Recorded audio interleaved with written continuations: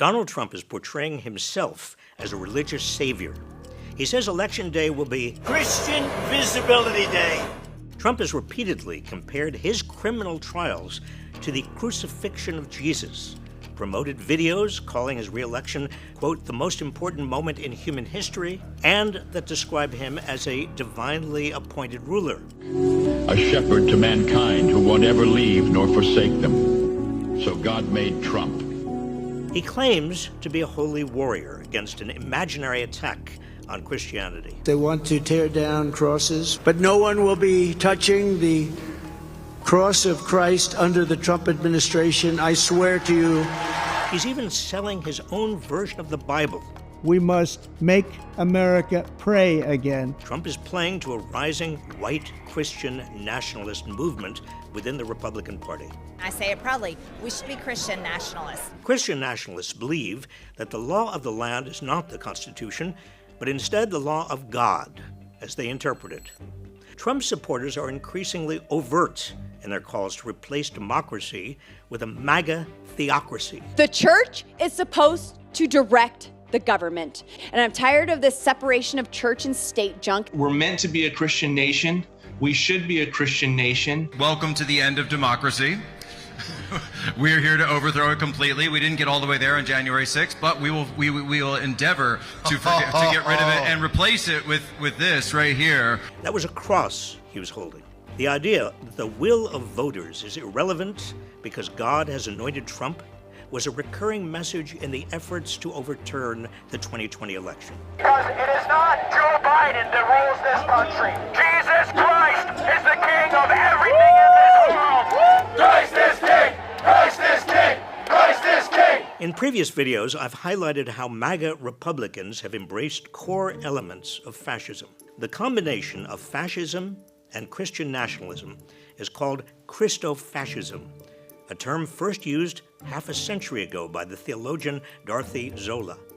Fascists rise to power by characterizing their opponents as subhuman. Christofascists take it a step further by casting opponents as not just subhuman, but actually demonic. People like Nancy Pelosi, she's a demon. Framing opponents as enemies of God makes violence against them not only seem justifiable, but divinely sanctioned and almost inevitable. We are going to put on the armor of God.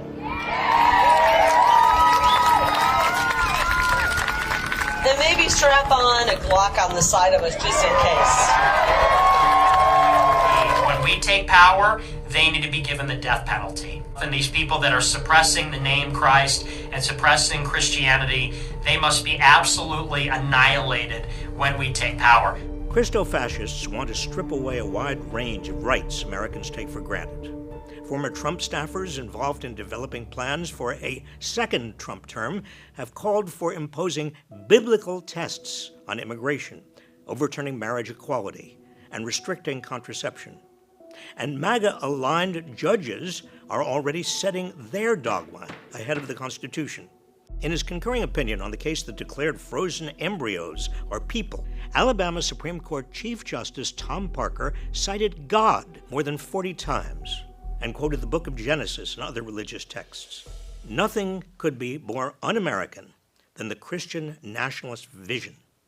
So many of America's founders came here as refugees seeking religious freedom. The framers of the Constitution were adamant that religion had no role in our government.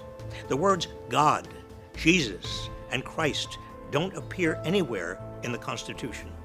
And the very first words of the Bill of Rights are a promise that, quote, Congress shall make no law respecting an establishment of religion or prohibiting the free exercise thereof.